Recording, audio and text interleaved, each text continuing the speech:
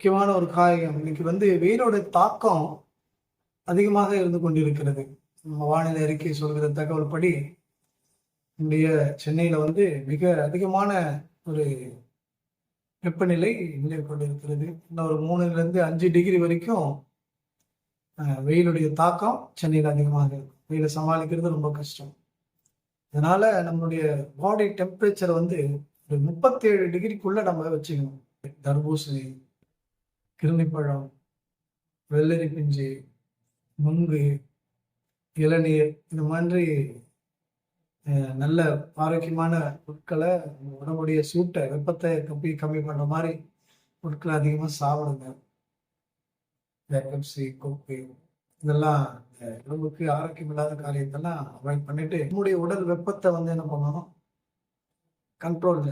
ஏன்னா இன்னைக்கு பார்க்கவும் நிறைய நியூஸ் வெயில போயிட்டே இருக்கா, விழுந்து இறந்துட்டாங்க. சின்ன வாலிப பசங்க அது மாதிரி தான். இன்னைக்கு நியூஸ் பார்த்தப்போ கிரிக்கெட் விளையாடிட்டு இருந்த பசங்க விழுந்துட்டு இறந்துட்டாங்க.